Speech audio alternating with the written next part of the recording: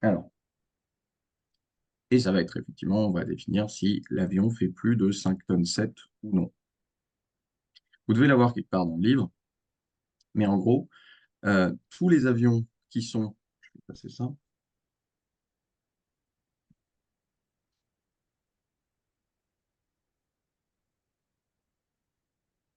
tous les avions qui sont des turbojets seront forcément des avions de performance classe A. Qu'est-ce que c'est qu'un turbojet? C'est quand je vois un turboréacteur qui est avec un moteur caréné. Peut-être ça. Et euh, ça va être également les turbopropres, les avions à hélice, dont, euh, dont la masse est supérieure à 5 tonnes 7. Ça revient souvent ce côté 5 tonnes 7. Donc les avions à hélice qui sont lourds, performance classe A, les avions à hélice qui sont légers, performance classe B. Ça va être typiquement le cas de mon avion piston. Mon avion piston, euh, il va être léger, ce sera un performance classe B. Alors on définit les classes de performance en fonction de à quel point ça sera catastrophique si cet avion a un accident. Il se trouve que bah, les performances classe A, c'est souvent les plus lourds, les plus rapides. Ça impliquerait beaucoup plus de choses s'il venait à y avoir un incident avec cela. Donc, il y a beaucoup plus de réglementation là-dessus. Et puis surtout, ils sont extrêmement puissants. Donc, ils sont à traiter un peu différemment, dans le sens où, euh, justement, c'est des tubes que je décolle avec un Cessna euh, finalement vide ou pleine charge, ça va me changer quoi, petite centaine de mètres, au pire au décollage. Ça va pas me changer tant que ça mes performances en fait. Alors oui, ce sera un peu mieux pour la montée, etc. Mais ça va pas changer du tout au tout. Là où littéralement sur un liner, je passe de masse à vide, enfin, 50 tonnes jusqu'à 90 tonnes, du simple au double quasiment. Et du coup, ça va pas pousser pareil.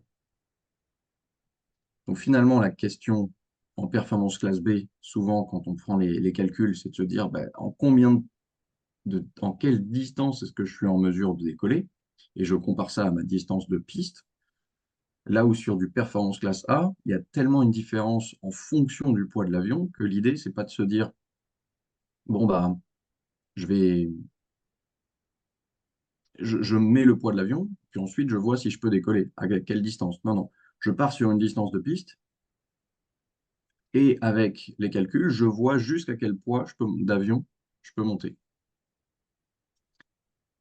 Euh, Également, autre chose qui, qui voit son apparition dans les performances classe A dont on ne parle pas ce matin, parce que voilà, c'est vraiment un gros chapitre, c'est vraiment un gros certif, mais on ne peut pas parler de tout ce matin, c'est la différence concernant la panne moteur.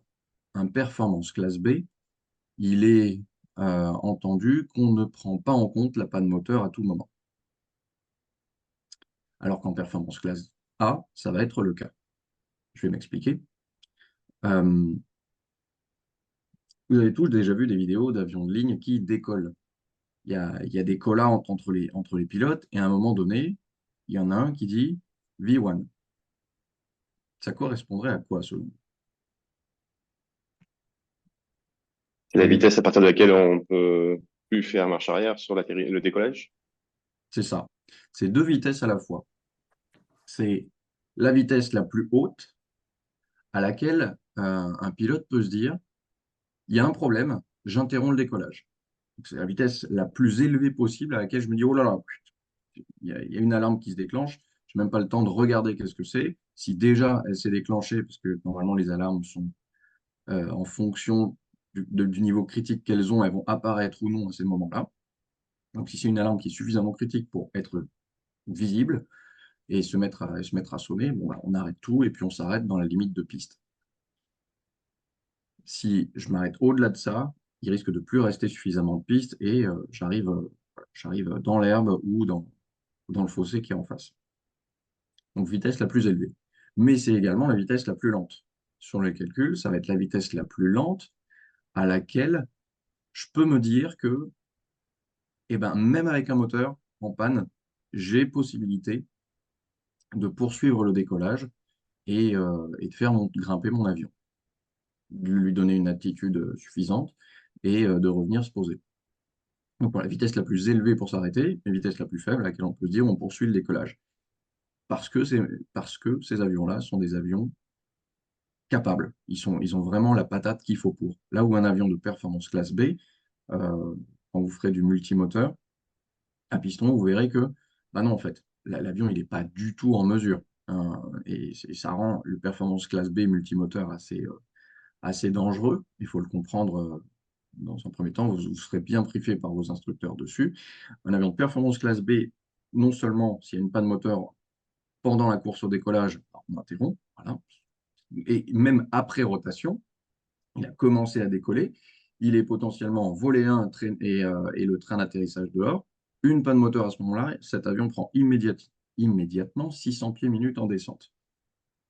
Voilà, c'est sa meilleure possibilité pour monter sur un avion piston parce qu'il n'est pas suffisamment capable de s'arracher du sol s'il n'est pas le plus lisse possible. Train rentré, volet, volet 0 et le moteur en panne devra être avec une hélice en drapeau. Et là, dans ces conditions-là, avec un avion de performance classe B, donc piston, je peux avoir des performances de montée de type 150 pieds par minute si tout va bien. Il y en a qui performent un peu mieux, ça va jusqu'à 300 pieds, et il y en a dont le meilleur taux de montée, tenez-vous bien, va être en lice, pleine patate sur celui qui reste, euh, et en drapeau sur celui qui est sur le moteur mort. Meilleur taux de montée sera à 50 pieds par minute en descente. Assez ridicule comme performance. Bon, tout est relatif, parce que si on est à 3000 pieds, bon, à 50 pieds par minute, ça veut dire qu'il nous reste une heure, tout ça, bon bah ok. Sauf que quand on vient de s'arracher du sol, c'est pas le moment où on veut que ça nous arrive. Donc voilà un peu la différence performance classe A et classe B. Là, en classe A, les réglementations sont plus exigeantes et introduisent la notion de euh, pas de moteur à tout moment. Et il faut qu'on ait un plan à tout moment, d'où voilà, la vitesse V1.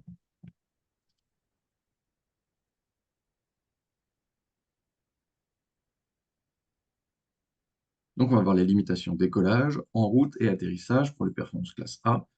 Concernant le principe de vol, on va parler des vols transoniques et supersoniques, et ensuite les chapitres de stabilité longitudinale, directionnelle et latérale.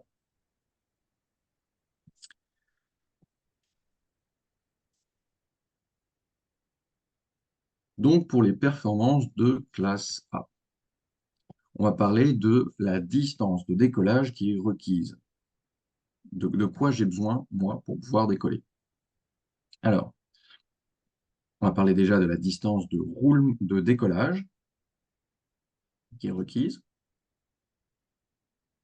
la distance la distance de roulement-décollage, la distance de décollage et la distance d'accélération-arrêt. Alors là, je vais vous faire participer un petit peu. La distance de décollage d'un avion, qu'est-ce que c'est? J'ai une piste qui est là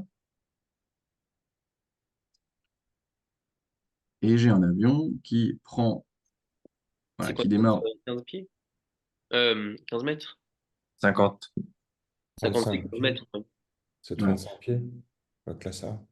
Voilà, c'est là où ça se mélange un peu. Alors, c'est à partir du lâcher des freins, donc ce sera ici pour le démarrage, et ensuite la distance de décollage, ça sera jusqu'à ce que l'avion se soit envolé et ait atteint 50 pieds. 50 pieds dans le cas des performances classe B, et c'est un tout petit peu différent pour les performances classe A, ce sera 35 pieds. Donc, ça n'a pas l'air grand-chose comme différence, mais ça reste une différence à connaître. C'est une question de cours, elle peut vous tomber directement comme ça.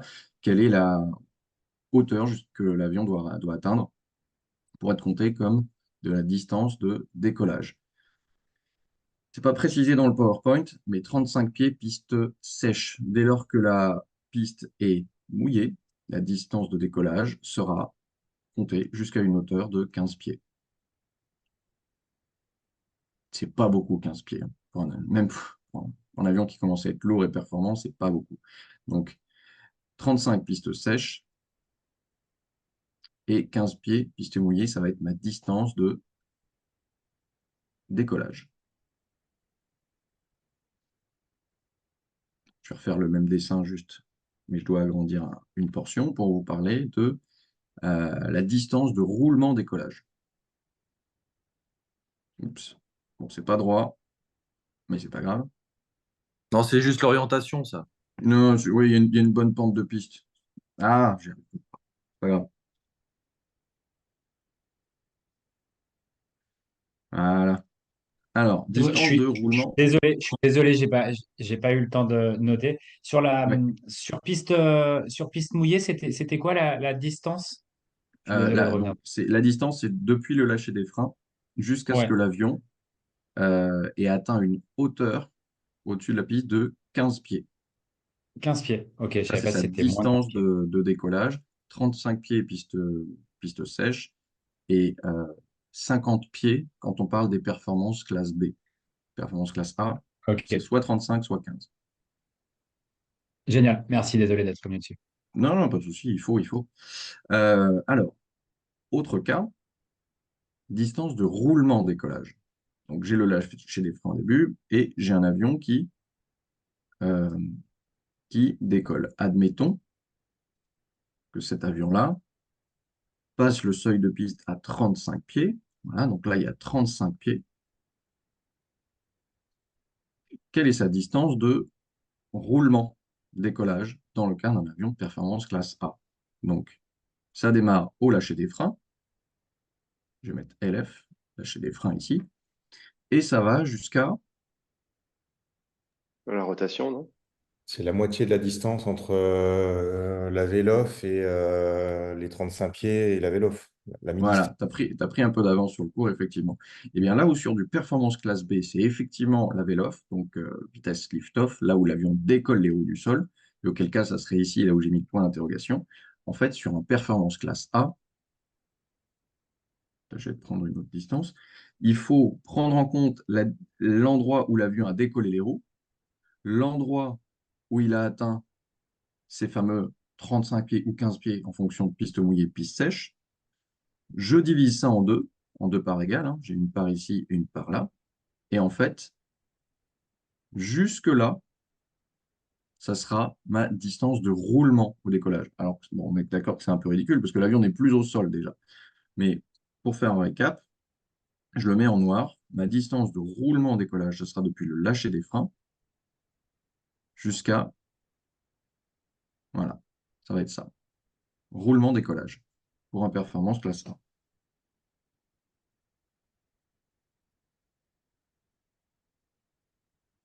Sur piste mouillée, le schéma reste le même, c'est juste qu'au lieu de 35 pieds, j'aurais marqué 15 pieds.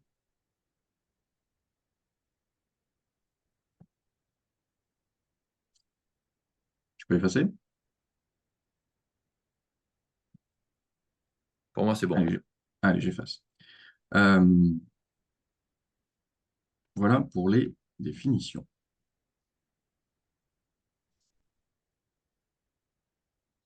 Donc, selon la réglementation, la détermination de ces trois distances qui sont requises doit prendre en compte le cas en prenant en compte d'une panne moteur et tout moteur en fonctionnement afin de retenir la plus pénalisante des deux cas. En gros, en fonction du nombre de moteurs que j'ai, j'en coupe un et, euh, et il faut que, tenez-vous bien,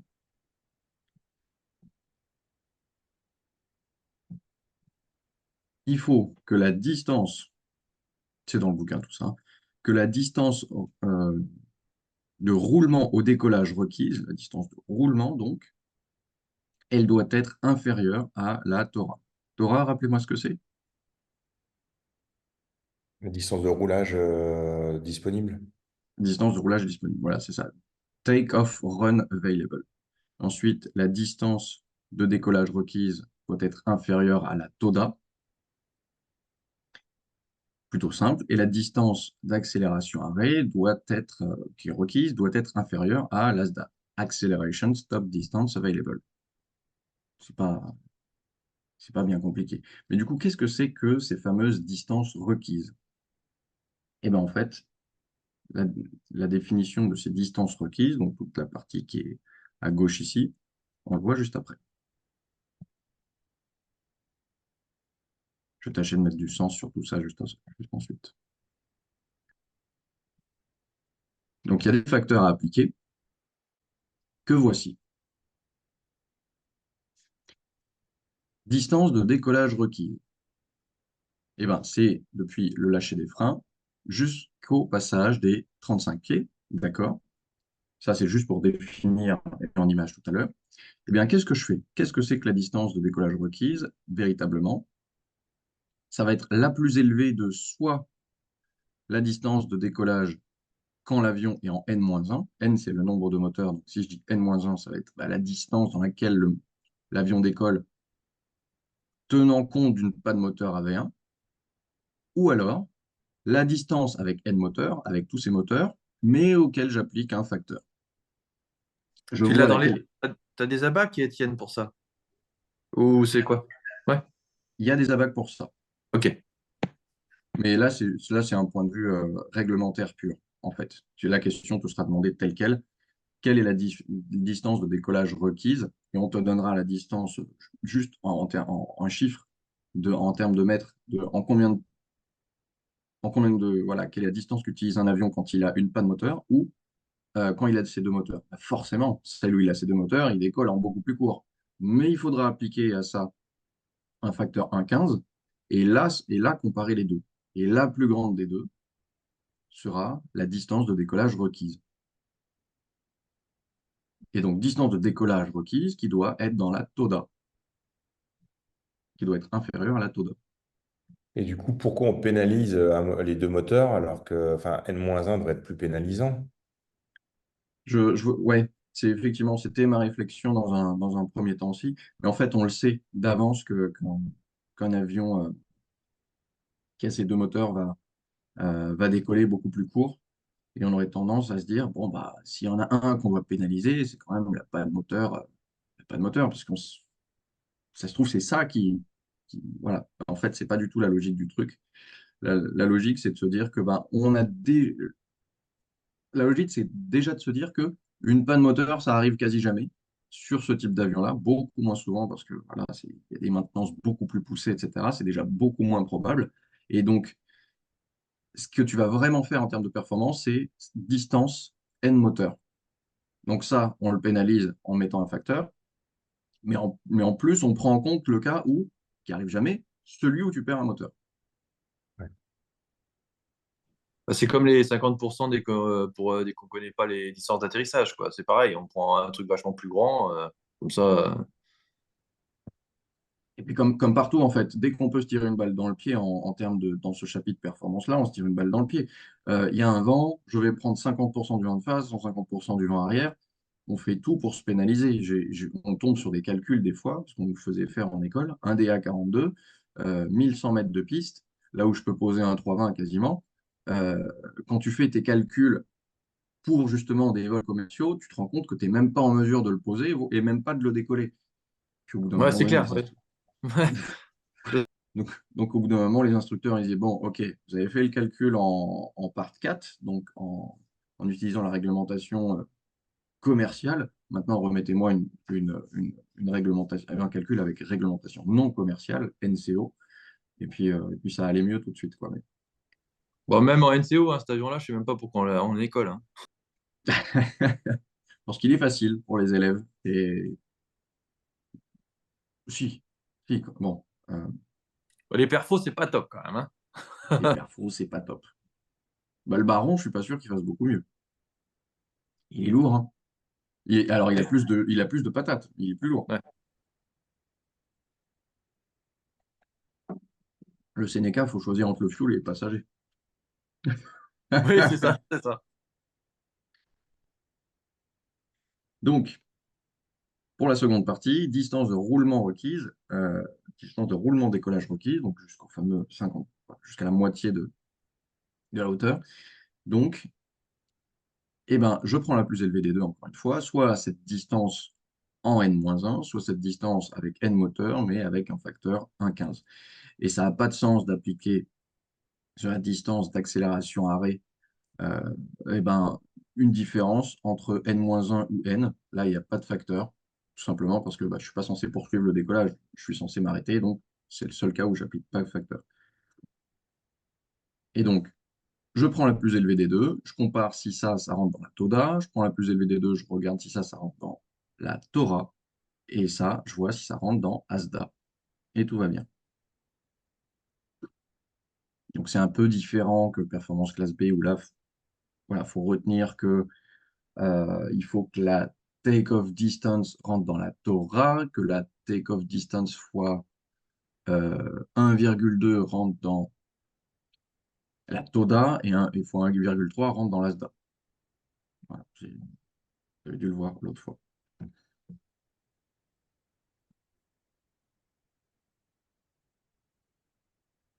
oui, il y a quand même un temps pour la distance d'accélération-arrêt, question de cours qui peuvent vous être posées, c'est il faut savoir qu'il y a un temps de réaction. C'est-à-dire, pour calculer cette distance-là, je prends en compte que, il y a à peu près 1 à 2 secondes de temps de réaction aux connaissances de panne et te dire, OK, oula, j'arrête l'avion.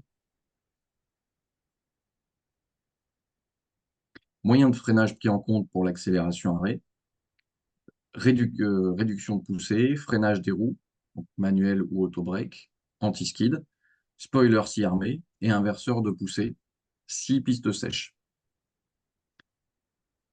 Non, si piste sèche, on ne les prend pas en compte. Si piste mouillée, on les prend en compte. Particulier. Mais c'est ça que ça veut dire. Sur piste sèche, les inverseurs de poussée restent en fonctionnement, ne sont pas pris en compte dans le calcul. On considère que la piste est sèche, donc on va se tirer une balle dans le pied encore une fois, ça doit freiner suffisamment bien, alors que euh, sur piste mouillée, ça va moins bien freiner au niveau des pneus. Donc, on ne va pas non plus en rajouter deux trop et se dire qu'allez, je ne prends pas en compte le calcul avec les inverseurs de poussée. Non, cette fois-ci, je les prends en compte, les reverse. L'anti-skid, c'est quoi, Étienne? L'anti-blocage des roues. Ok. Et dans le chapitre 021, si jamais on vous demande quel est le principe de fonctionnement de l'anti-skid, on attend. Alors, comment dire ça? Parce que c'est facile de dire anti-blocage, C'est mais vous le l'équivalent de retrouverez dans les. l'ABS? Ouais, c'est l'équivalent de l'ABS, c'est exactement ça, en fait. La façon dont vous le trouverez formulé dans les questions, ce sera que ça relâche la pression des freins sur la roue la moins rapide. Voilà. Effectivement, si c'est celle qui est la moins rapide et les autres tournent beaucoup plus vite, ben, ça va relâcher la pression sur celle qui, a priori, tourne le moins vite parce que, a priori, ça freine trop fort sur celle-là. Mais c'est un anti-blocage. Alors, est-ce qu'on vous a déjà parlé des caps 698, 97, 96, ces trucs-là, en gros, là?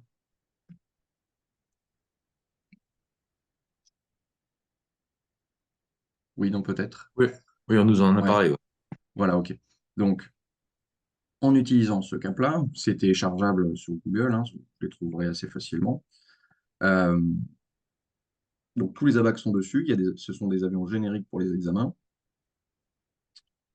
Et donc, en utilisant le cap, vous pouvez prendre en photo euh, cette partie-là, hein. Il y a la correction juste derrière. C'est juste pour avoir les éléments. Je ne pense pas qu'on les retrouve après. Donc, ZP, la pression 1000 pieds, température 25, la piste 20 droite, le vent 260 pour 20 nœuds, la Tora, la pente de piste. On sait que pour chaque pourcentage de pente de piste, il faut que je prenne 5%. Maintenant, c'est déjà inclus dans la BAC parce qu'il y a des pentes différentes. Quelle est la masse limitée, piste maximale autorisée? Quelle est la masse max autorisée pour cette piste-là?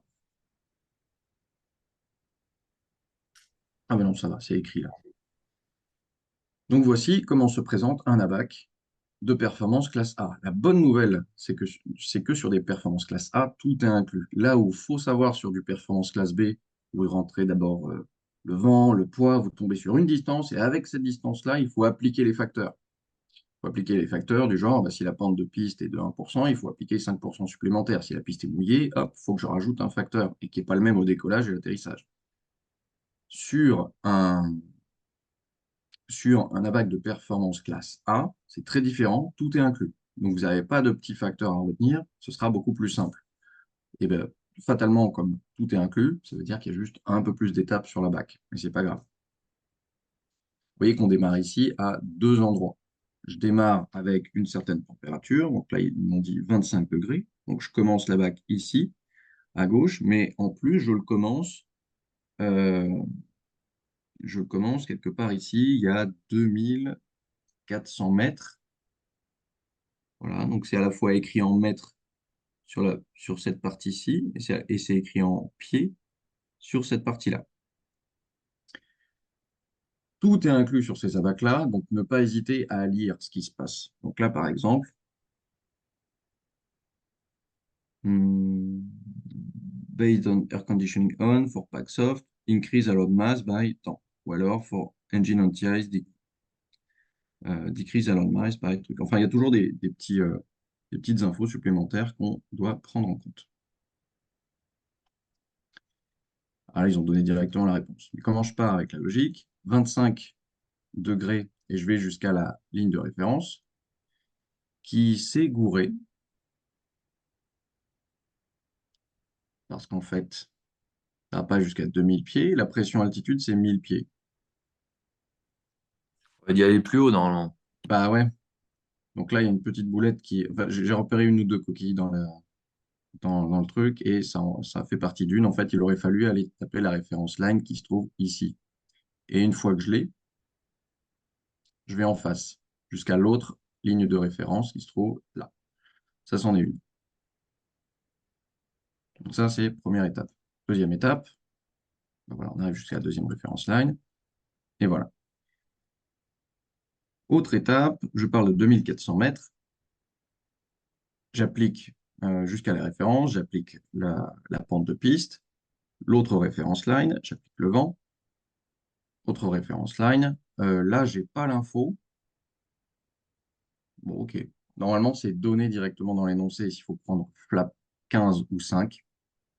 Ils vous le diront, vous pouvez faire le calcul sur les deux. Là, on demande la masse maximum. Donc, si jamais je mets un peu plus de volet, normalement, c'est là où j'aurai un peu plus de poids que je peux porter au décollage. Et je continue tout droit. Une fois que j'ai continué tout droit, euh, je tombe là-dessus. Donc, normalement, il aurait fallu, depuis cette ligne de référence-là, accompagner les autres lignes pour tomber sur quelque chose comme ça. Et ensuite, aller là. Ça aurait été 67, hein, non? Ça aurait Ah été non. voilà, un petit peu plus haut, en tout cas, Ouais, peut-être potentiellement sur 59. C'était quoi? 67, ouais. 62, je sais pas. 67. ouais, voilà, un peu plus haut en tout cas. C'est pas trop grave là, puisque c'était pour la démonstration. Maintenant, parfois les réponses peuvent être proches. Donc assurez-vous de savoir comment trouver votre chemin au travers de ces tableaux-là. Et surtout avoir une mine bien fine.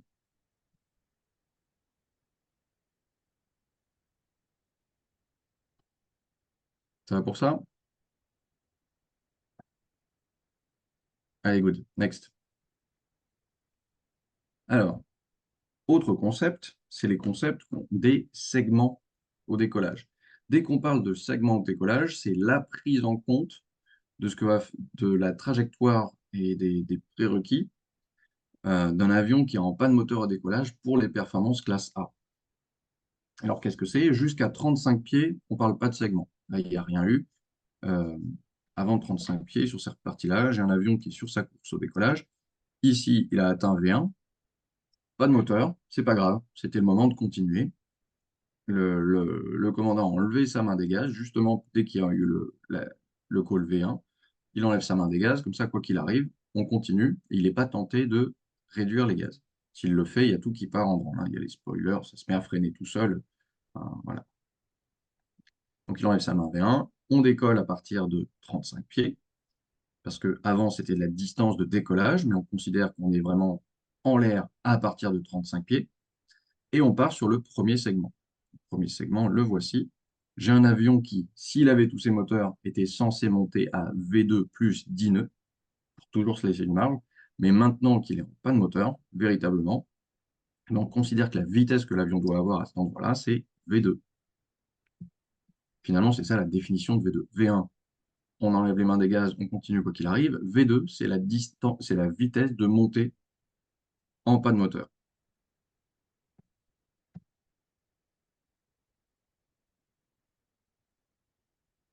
Donc, pour les avions bimoteurs, le prérequis, c'est c'est au moins de pouvoir tenir le palier, comme vous voyez ici.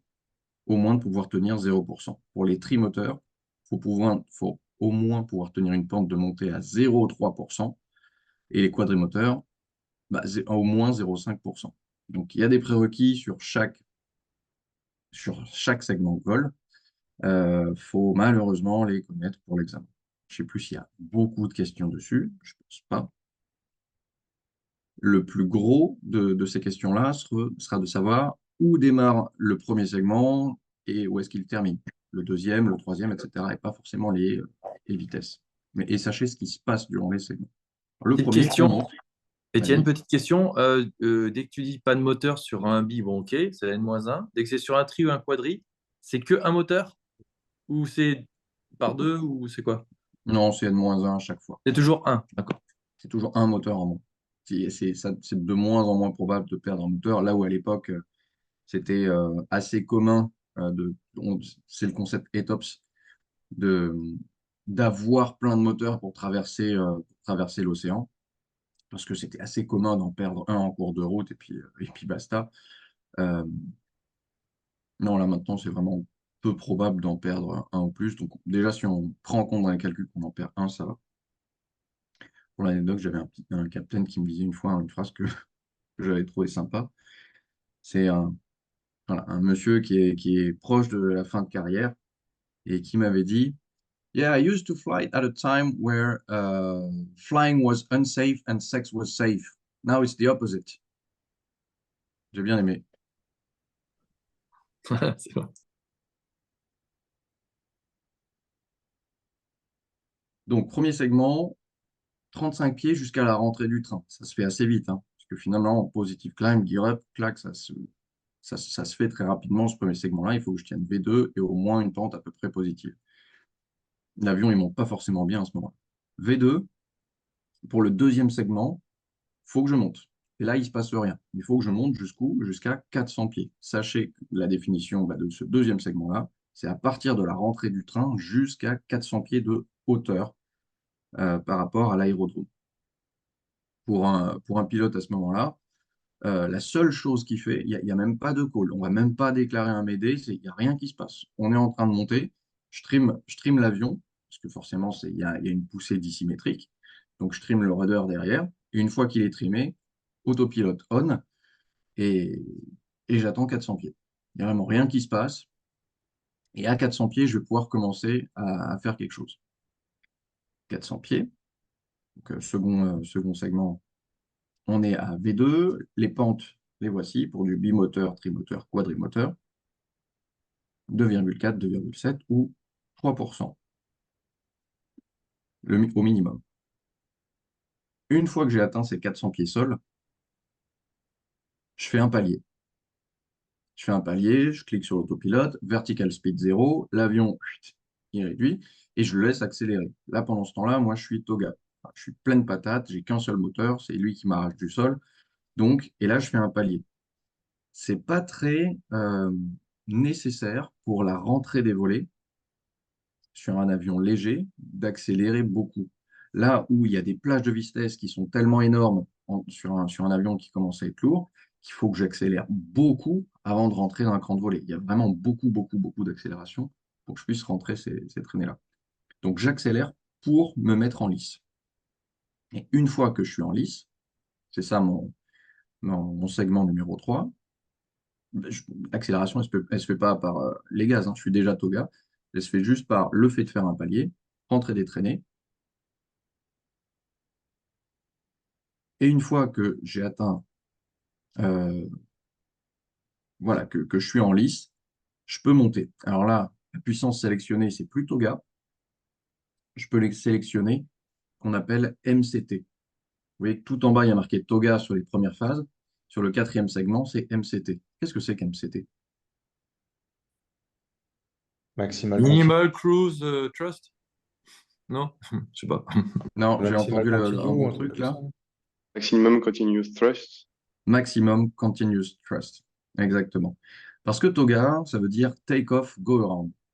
et ben, c'est juste la puissance maximum que peut délivrer un moteur. Sauf qu'il se trouve que la puissance max, N1, qui est en gros voilà, le pourcentage de puissance que délivre le moteur, Toga va souvent un peu au-delà de 100% de puissance. Donc, puis ce qui se passe, c'est que on a un temps limité en Toga parce qu'on est en train de détruire le moteur en même temps. Il va être certifié. En général, les moteurs sont certifiés pour tenir Toga pendant un grand maximum de 10 minutes. Donc, au-delà de 10 minutes, je suis censé réduire la puissance, sinon je suis en train d'abîmer le seul moteur qui me reste. On tolère de rester Toga 5 minutes avec deux moteurs, mais on va jusqu'à un grand maximum de 10 minutes si vraiment je suis que sur un seul moteur.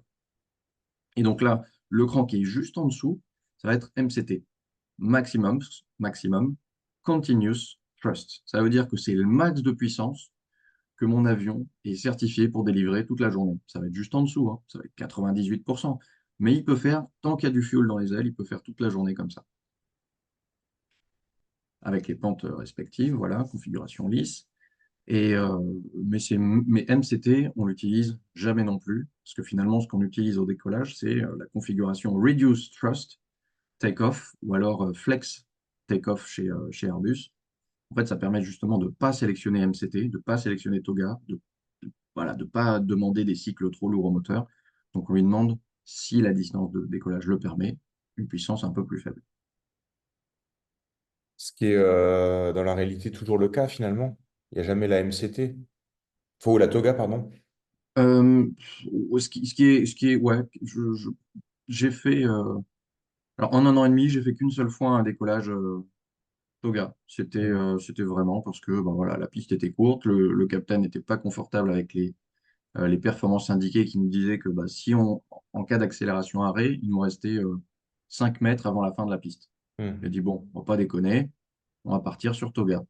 Et ben, on sent une différence, hein. On n'est pas souvent Toga, Mm. mais un décollage normal, on est aux alentours de 83% de N1. Bah, quand tu passes à 100%, ouais, tu le sens, quoi. Ouais. Déjà que vous avez pris l'avion, vous voyez que ça pousse quand même. Et ben, quand ça pousse comme ça, les mecs, ils sont même pas à fond, quoi. Enfin, les moteurs sont pas à fond. C'est assez impressionnant. Donc voilà pour mes segments. À bien retenir. 35 pieds jusqu'à la rentrée du train, je suis à V2. Rentrée du train jusqu'à 400 pieds, toujours à V2. Voilà, je monte comme je peux à la vitesse que j'avais prévu de monter en panne moteur. À partir de 400 pieds, accélération, je rentre les traînées.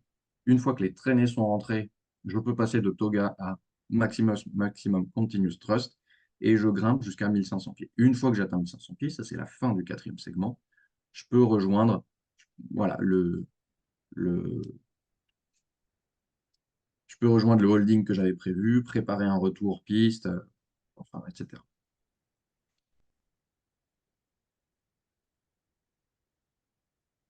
Question que vous pouvez avoir en performance. La poussée utile d'un tri-réacteur, c'est de 50 newtons par moteur. On vous donne les forces, hein. Donc 50 newtons par moteur, la traînée est de 72 569 newtons. Considérant la condition de limite de second segment, quelle est la masse maximum autorisée au décollage? Rappel, pente R pour un trimoteur sur un second segment, il doit faire au moins 2,7%. Et ensuite, eh ben, là, votre formule vous est donnée. Donc là, ça fera partie des formules. Là, elle est donnée, mais ça fera partie des formules à connaître. C'est que la poussée, enfin, le pourcentage, la pente en pourcentage, ça va être égal à, je mets T parce que je suis un peu habitué à la version anglaise, mais peu importe, thrust minus drag, donc poussée moins traînée, divisé par le poids. Sauf qu'il y a un truc qu'ils n'ont pas mis, c'est que pour que ce soit un pourcentage, il faut faire fois 100 derrière. Et pour rappel, weight, donc le W, qui est le poids, c'est masse fois G. G qui est donné ici, dans les calculs pour simplifier la vie, on va dire que c'est 10.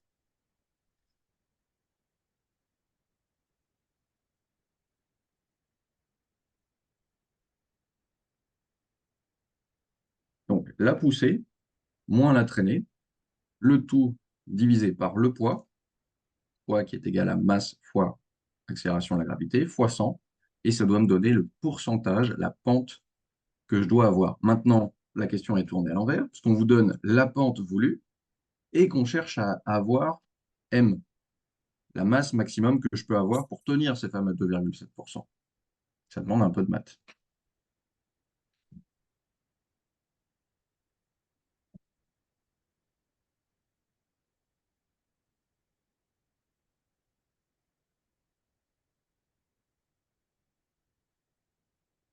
Il me semble que dans la réponse, le calcul n'est pas du tout fait.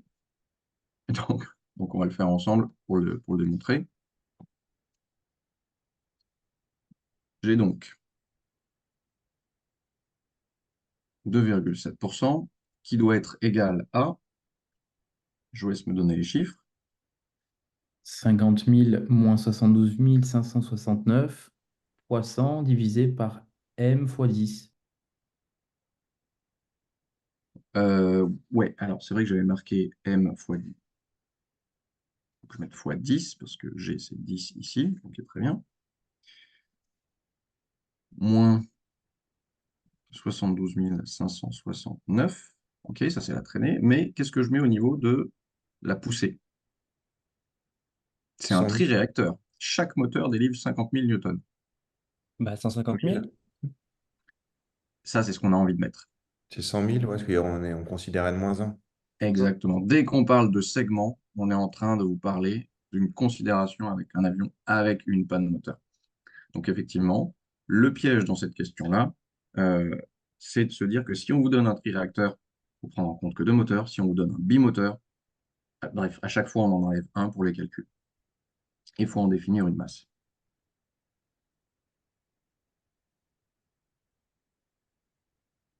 Allez, je vous laisse à vos calculs. C'est la D, je pense. Laquelle tu dis? La D? Je suis sur Ouais, A. ça me paraît pas mal.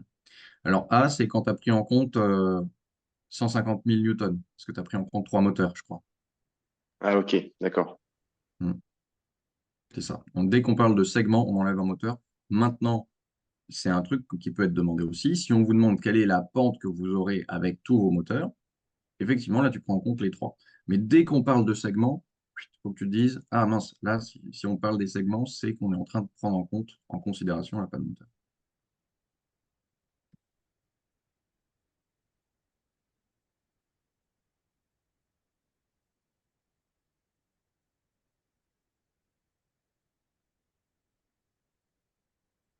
Donc voilà. Après, c'est du calcul.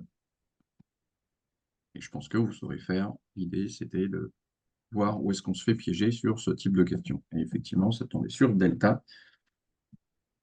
Le poids max pour cet avion-là, pour tenir, pour ce triréacteur, pour tenir 2,7%, ça sera un peu plus de 100 tonnes. Commence à faire lourd déjà. Après la panne d'un moteur en vol, l'avion ne peut pas maintenir son altitude de croisière. La procédure de drift down, donc la vitesse de finesse max, vise à effacer les obstacles pendant la phase de descente à l'altitude de rétablissement. L'altitude de rétablissement, c'est l'altitude à laquelle un avion peut espérer retrouver son palier. C'est la Alors, MCA?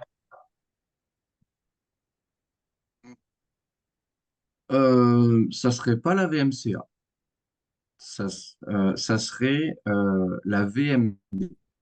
Il y a tout un tas de V. Vous verrez que sur un schéma de décollage, lâcher des freins, ensuite V1, VEF, V2, V trucs, V rotation, VLOF, VMU, il y a tout un tas de trucs qu'on peut mettre sur une piste comme ça avec tout un tas de V. Alors, en l'occurrence, ça serait, si on veut aller le plus loin possible, ça serait ce qu'on appelle la VMD, donc la vitesse de minimum drag ou de traînée minimum. Comment ça se construit? C'est un gros chapitre de performance qui n'est pas abordé là. Mais en gros, un avion, pour voler, je ne vais pas parler du poids et de la portance. Enfin, si, il y a toujours le poids et la portance qui s'opposent pour que l'avion reste en l'air, qui ne monte pas et qui ne descende pas. Mais il y a aussi en avant la poussée et en arrière, ce qui compense la poussée, la traînée. Donc finalement, que je parle de poussée ou de traîner sur un avion qui a un mouvement rectiligne uniforme, eh ben ils ont la même intensité. C'est pas la même direction, mais c'est la même intensité. Donc je peux les confondre tous les deux. Donc quand je prends le tableau qui concerne la traînée, je me rends compte que la traînée, elle est constituée de deux choses. Elle est constituée, là je vais mettre speed, ça c'est ma vitesse, et traînée. Et donc je me rends compte que eh ben, quand mon avion il est lent, il dégage assez peu de traînée euh, parasite. Voilà, enfin, je bouge ma main lentement dans l'air, elle dégage assez peu de traînée. Par contre, si je me mets à la bouger très vite, c'est là où il y a pas mal de traînée. Voilà, ma main se retrouve freinée par l'air. Donc en fait, plus l'avion va vite, je vais noter ça comme ça, plus l'avion va vite et plus la traînée parasite augmente. Voilà, plus ça va être dur pour lui de continuer à accélérer. Traînée parasite. Mais d'un autre côté, j'ai un autre type de traînée qui apparaît quand je suis très lent. Puisque je suis très lent et qu'il faut que je me maintienne en l'air, eh ben en fait, l'avion, dans sa formule de portance, s'il veut voler lentement, il est censé voler cabré. Sauf que cabré, ça implique quoi d'avoir un grand angle d'incidence? Ça implique des tourbillons marginaux, qui sont générateurs d'une très très forte traînée. Et donc là, on a une autre traînée qu'on appelle la traînée induite. C'est une traînée qui va être en fait induite du fait que je veuille générer de la portance, TI. Et donc, en fait, si je prends l'ensemble des deux, et que j'additionne ces deux traînées-là, qui sont les traînées majoritaires que va subir un avion, ça me donne une courbe à peu près comme ça. Où finalement, à basse vitesse, parce que, voilà, à basse vitesse, je vais avoir une traînée qui est extrêmement forte, et à haute vitesse, je vais avoir une traînée extrêmement forte. Ce n'est pas la même type de traînée, mais il y a juste un point au milieu où mon avion, il aura effectivement sa traînée minimum. Et c'est ça ma VMD, vitesse de minimum drag. Et c'est celle que va prendre un avion pour avoir sa finesse max. C'est là où il traîne le moins, donc c'est là où il ira le plus loin. Parce que c'est ça finalement la finesse max, c'est comparer portance traînée. Donc il faut que je vois à quel endroit j'ai la portance la plus élevée pour la traînée la plus faible.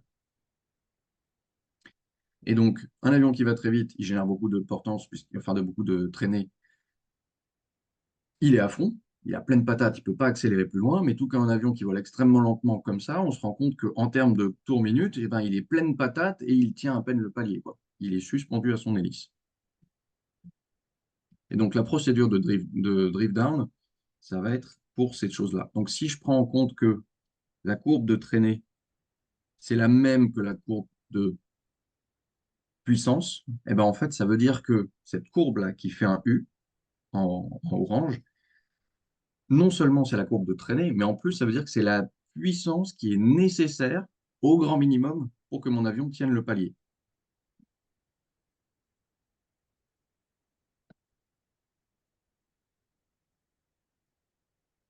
Donc, puissance nécessaire pour que l'avion tienne le palier, PU, et ensuite je compare à la puissance actuelle de l'avion. La puissance actuelle de l'avion, comme il a pleine patate, eh ben, il délivre à peu près cette puissance-là. Et donc l'avion, tant qu'il se trouve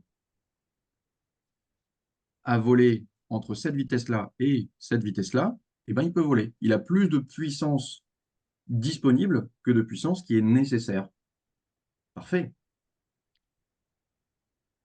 Sauf que si je suis en altitude, bon, non seulement j'ai de moins en moins de puissance disponible, ça veut dire que le trait rouge, là, il descend, mais en plus, si j'ai perte d'un moteur, eh ben, le trait rouge, puissance disponible, passe en dessous de la puissance qui est nécessaire à l'avion pour tenir son palier.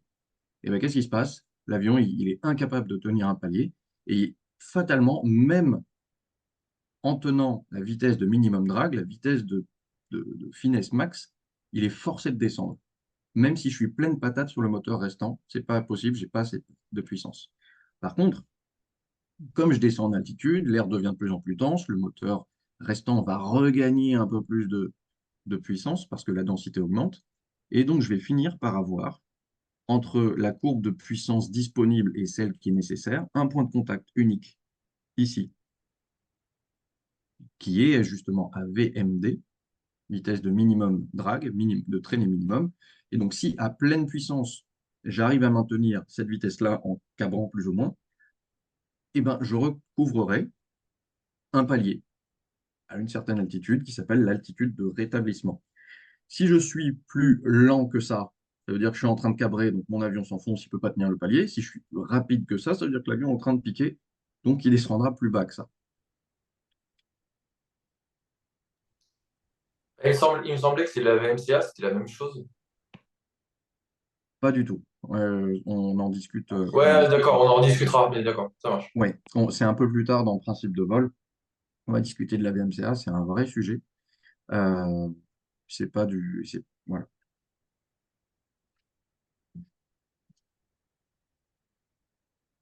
Donc, altitude de rétablissement, l'altitude à laquelle je peux espérer retrouver un palier tout en étant pleine patate sur le moteur restant. À quelle vitesse je descends? Eh ben, je descends finesse max.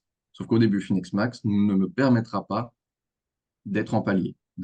Mais à force de descendre, eh ben, je l'aurai ce palier.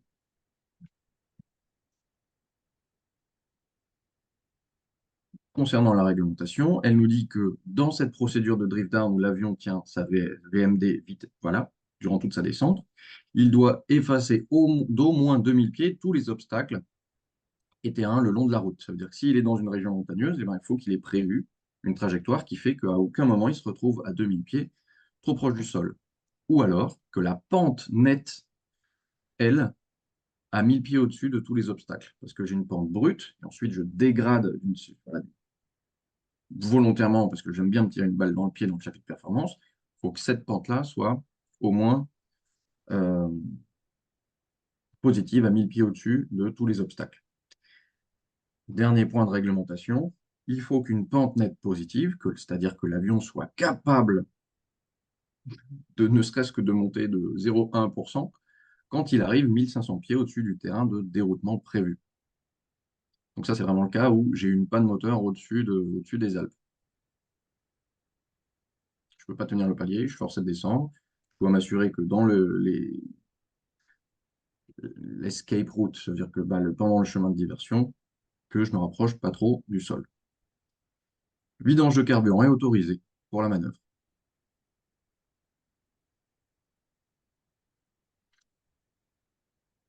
Alors ça a l'air d'être un gros truc comme ça, mais ce n'est pas forcément un gros truc. Un avion est en croisière au FL 350, Mach 0.74, la masse c'est 55 tonnes, en conditions standards. Déterminer l'altitude de rétablissement. Indice qui vous fera gagner du temps. Le premier tableau, il ne sert à rien dans cette question.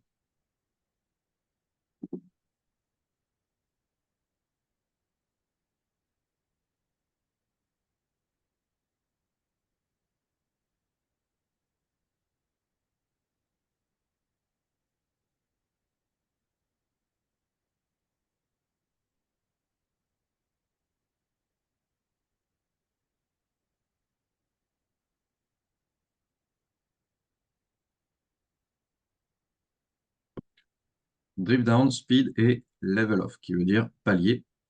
Masse avion en milliers, début du drift down et palier. L'avion démarre à 55 tonnes et ça veut dire qu'il atteindra son palier et il fera 52 tonnes. La vitesse, pour ça, il devra tenir 218 nœuds et en fonction des conditions, on est donc en condition ISA plus 10 ou en dessous. Voilà. Parce qu'on est en condition standard. Donc, a priori, on n'est pas à plus 15, on n'est pas à plus 20. On est à soit plus 10, soit en dessous de plus 10.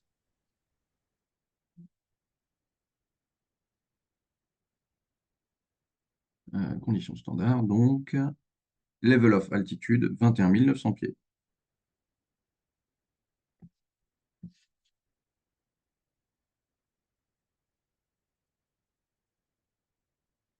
Good? Yes. Bah, ils se sont gourés dans le truc. C'est 21 900. Ils ont pris en compte quoi? ISA plus 15? Ils ont plus 15 parce que pour le standard, ils ont pris 15, mais c'est pas bon. Ouais, mais non, c'est pas bon. Je l'avais même pas vu hier, cette coquille-là. Je sais pas si c'est un peu... Non, mais voilà, coquille, voilà. J'ai des trucs, je vais le noter.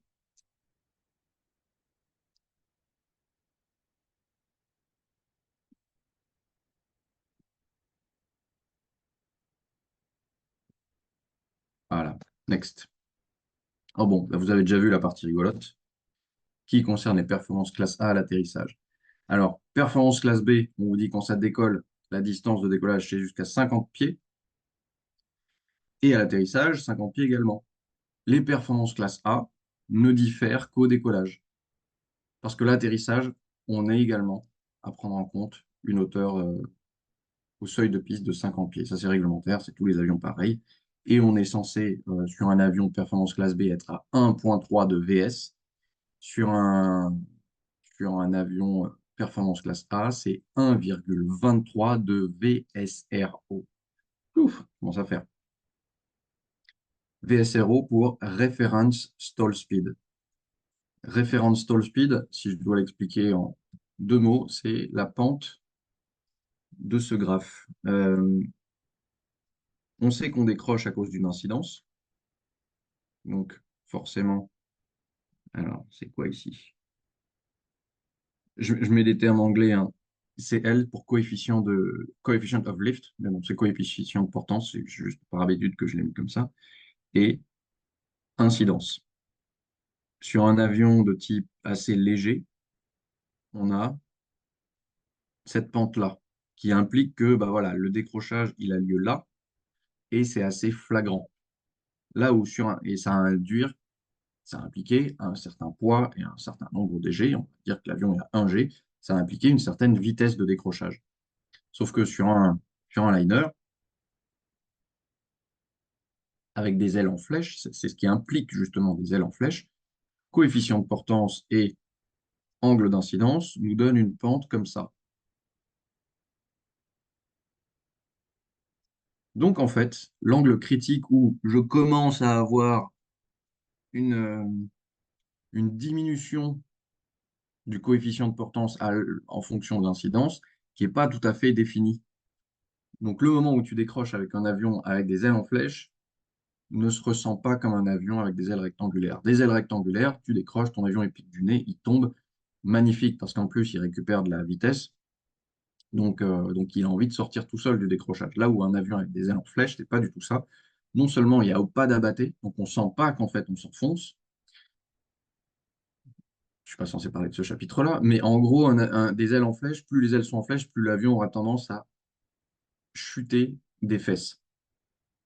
Sauf que c'est con, parce qu'il est en train d'entretenir son propre décrochage, parce que finalement, s'il chute des fesses, il augmente d'autant son angle d'incidence. Donc, résultat des courses, il ne faut pas décrocher avec un avion de ligne, parce que ça se récupère pas pareil. Ça se récupère en mettant plein manche en avant et de prier qu'on en sorte 10 000 pieds plus bas.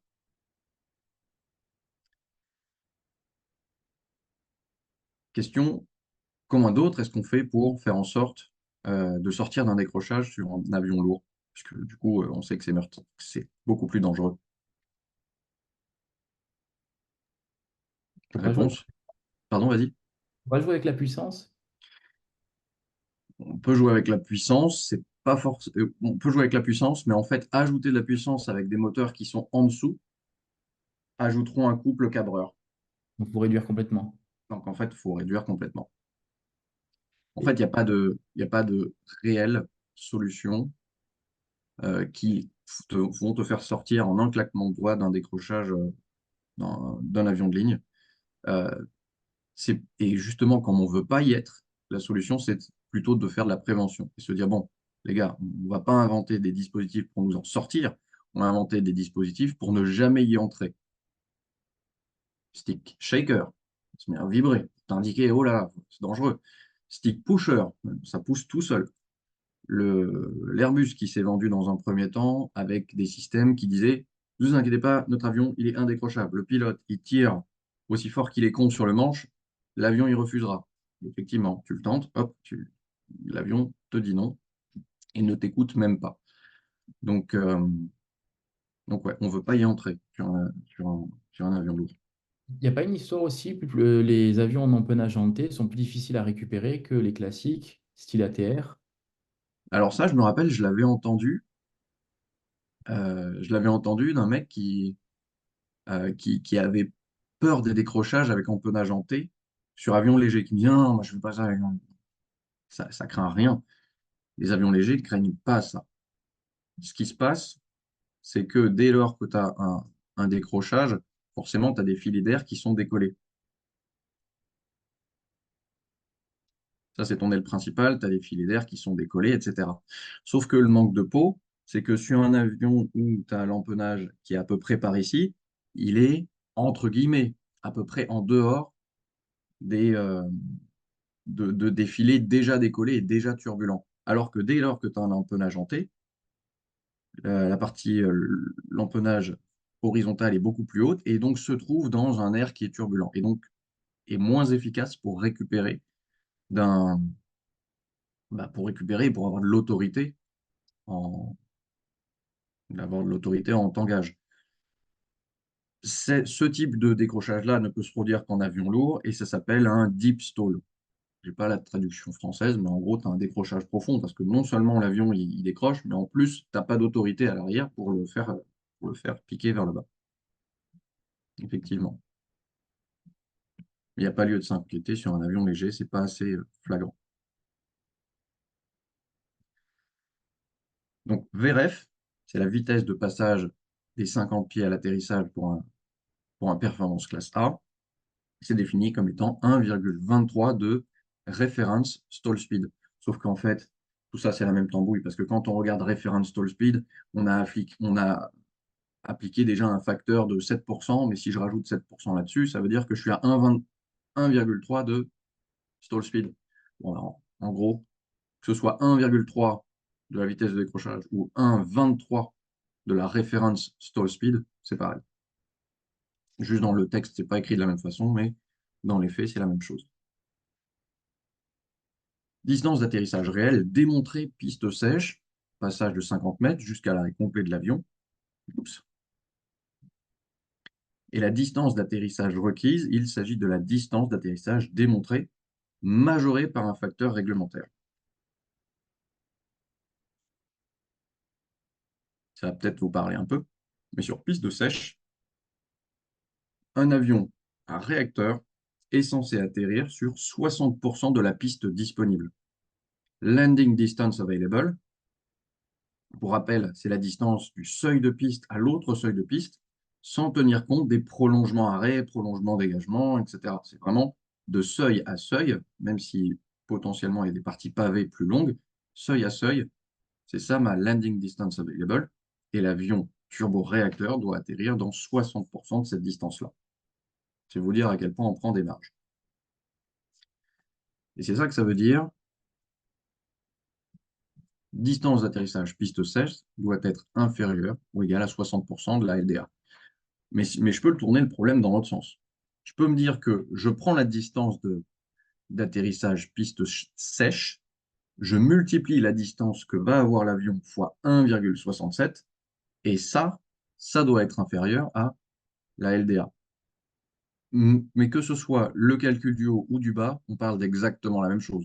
Vous prenez 100, qui serait 100% de la distance disponible d'atterrissage, vous divisez par 60, et vous obtenez,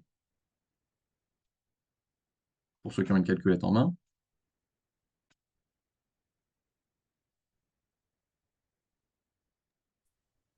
je sais pas pourquoi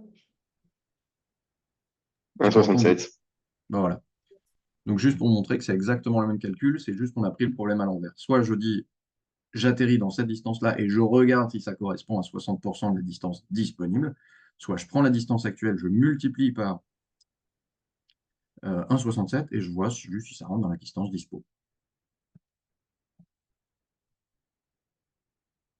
C'est le cas pour les turboréacteurs. turbopropulseur, distance d'atterrissage de piste doit être inférieure à 70% de la distance de piste disponible, que la LDA. On leur laisse un peu plus de marge. En gros, et ce qui correspond à faire, si je fais 100 divisé par 70, qui correspond à faire distance d'atterrissage fois 1,43, et ça doit rentrer dans la distance dispo. Donc retenez bien ces chiffres, 60% et 70, mais également 1,67 et 1,43, ça vous sera utile.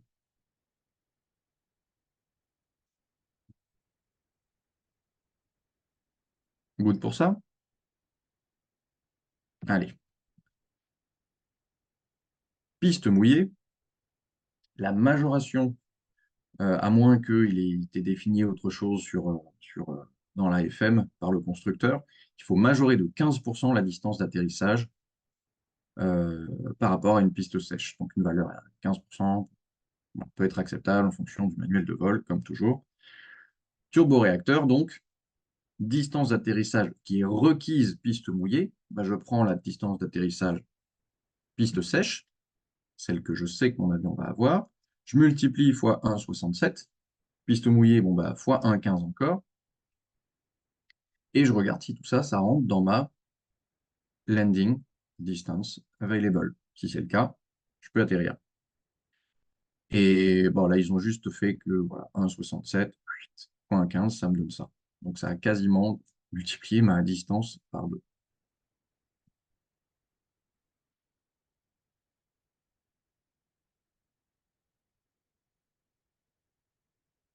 Oups, turboprop, distance d'atterrissage requise, piste mouillée, même tambouille, 1,40 fois 1,43 fois 1,15, qui me donne un ratio d'à peu près 1,64 quand la piste est mouillée. Pas besoin de retenir 1,64, juste 1,67 et 1,43, et je sais que piste mouillée, c'est plus 15%, ce qui équivaut à faire fois 1,15.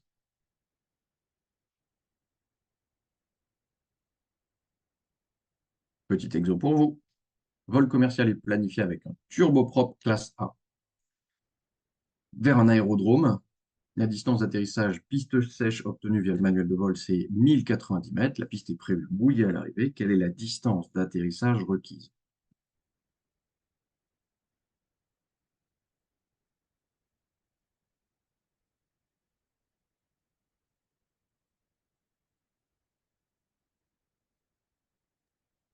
La C,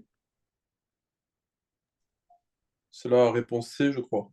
Ouais, j'ai pas fait le calcul, mais ça me semble pas mal. Donc, Moi, turboprop fois 1,43, piste mouillée fois 1,15 encore, et ça va voilà, parfait, nickel. 1792 exactement. Et ben voilà, je pourrais leur faire la réflexion qu'il faut changer ça aussi. Euh, mais voilà, donc performance classe A, c'était un turboprop parce qu'il était lourd. Tous les turbojets, même s'ils sont très légers, par exemple un Mustang, un, pas un Ford Mustang, ah, Cessna citation Mustang, ça a beau être un turbojet, c'est un avion qui est léger, qui fait moins de 5 tonnes 7, moins de 9 passagers. Donc c'est un CS-23, il rentre dans la réglementation des avions légers, mais comme c'est un turbojet, performance classe A. Voilà, donc il y a des catégories de partout. Euh, vous avez des turboprops légers, voilà, TBM, c'est du performance potentiellement classe B, parce qu'il est léger aussi. Je prends la TR, c'est un turboprop, il est lourd, performance classe A. Avion piston léger, donc inférieur à 5 tonnes 7, euh, c'est du performance classe B, avion piston. Mais dès lors que, et là c'est un peu plus rare, dès lors que j'ai des avions lourds supérieurs à 5 tonnes 7 qui sont des avions pistons, là c'est un performance classe C. C'est même pas étudié à la TPL. C'est du performance classe C. Charlie. Et là on va retrouver les trucs un peu plus vieux, hein, du DC-3, ces choses-là. Dès que tu parles de neuf, neuf, c'est les 9 sièges, c'est des passagers. 9 sièges. C'est D'accord. même pas le nombre de passagers à bord, c'est le nombre de sièges Ok. maximum dont peut être équipé l'avion. D'accord. Donc un caravane, en gros, c'est un grand caravane, c'est une classe B, quoi. C'est un CS-20. Déjà, ça va être un CS25, potentiellement. Et ouais, ça va être un caravane. Non, ça met combien de personnes, un caravane? Bah, en fait, Ça moi, met, je mets ça met 19 par presque à une vingtaine de l'arrière. personnes, hein. Je mets une 19 par à l'arrière, mais il est moins de 5 tonnes 7. Ah ouais, il faut remplir les deux conditions, je crois. Ouais, c'est pour ça que je te demande, parce que je me posais la question là tout à l'heure. Parce que c'est quand même une turbine qui fait 900 chevaux. Non, non, Mais, attends, mais par contre, ouais. je vais checker. Je sais plus si c'est l'un et l'autre ou l'un ou l'autre. Il est possible que ce soit un performance classe A. Je te redis ça à la pause. Oui, oui, bah, il y a C'est pour pas. penser, Je me posais cette question-là. effectivement. Et donc, piston lourd, performance classe C, et il y a un performance classe D également qui existe. Ce sont les avions qui ont une performance classe, ils appellent ça les unclassified. C'est pas qu'ils sont pas classés, c'est qu'en fait, ils sont tellement à part en termes de performance que, ils ont besoin de réglementation à la demande. Juste pour ces avions-là, il y a un avion qui est sorti, il est tellement extraordinaire, il y a une réglementation que pour lui, quoi. Type Concorde. Voilà. Il était tellement hors norme par rapport aux autres qu'il avait ses propres marges, ses propres trucs.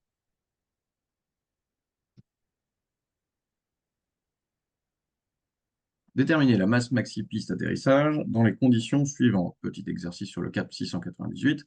Donc la longueur piste disponible, 200 mètres. Vent 10 nœuds arrière, piste sèche, pression altitude 2000 pieds, spoiler manuel et anti-skid en fonctionnement. Quand vous voyez une question comme ça, s'il vous plaît, prenez 2 secondes pour voir les éléments qu'on vous donne. En fait, vous voyez que les 4 premiers points qui sont donnés sont des éléments qu'on va retrouver dans le graphe. Mais l'autre là, on a l'impression qu'il sort de nulle part. Spoiler manuel et anti-skid en fonctionnement. Donc, faut TEM, Threat and Error Management, vous dites si ça c'est marqué là, c'est qu'il y a une douille quelque part.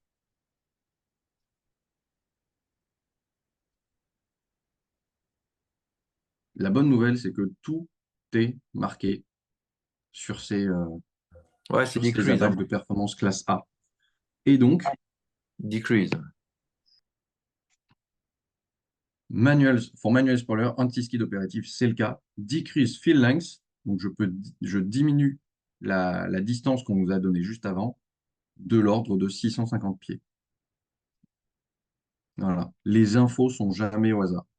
Oups, oups, c'est des bêtises. Donc je prends ça en compte. J'avais 2000 mètres, et ben je mets 650 pieds de moins. Voilà, vous voyez que sur le côté gauche, il y a soit mètre, soit pied, hein, c'est soit un peu au-dessus, un peu en dessous. Je vais jusqu'à la ligne de référence. Il faut des bons yeux sur les abacs, hein. Et des fois, la bonne réponse se joue à quel point votre stylo était fin. Donc, ayez des stylos fins et des règles les plus droites possibles. -10 pour le tailwind.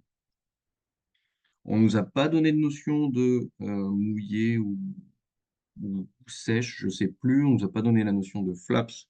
On nous a dit que la pression altitude, c'était 2000 pieds. Ok, ça c'est correct. Et on donne un poids. Vous avez une autre partie qui se trouve sur le côté droit de pressure altitude aérodrome. Ça, c'était si l'anti-skid était inopérative, par exemple. Donc là, on tombe sur 54,5. Voilà. Donc on a notre poids pour ce graphe-là. Ça va pour ce type de question? Masse atterrissage, ça se fait simplement. Sur ce que vous ne voulez pas tomber, c'est les performances classe B au niveau des abacs. Parce que là où tout est inclus ici, il faut connaître les petits facteurs à ajouter après avoir utilisé un graphe sur du performance classe B.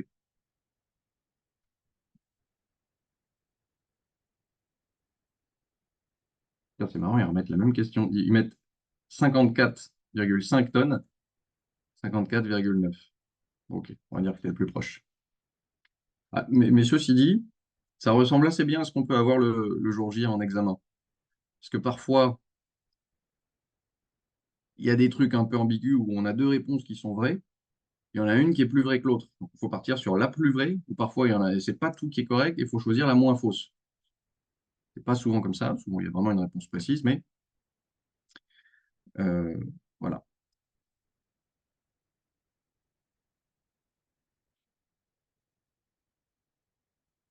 Et on peut partir sur du principe de vol. C'est good pour vous? Donc, c'est un chapitre qui est, enfin, c'est un certif qui est beaucoup plus, qui traite de beaucoup plus de trucs que ça. Notamment le fameux graphe que je vous ai montré, enfin, que j'ai dessiné avec voilà, la traînée induite, traînée parasite, cette courbe de performance, enfin de poussée nécessaire et de poussée utile. C'est une grosse partie de ce chapitre-là. C'est pas bien compliqué. Une fois qu'on a le déclic, ça va.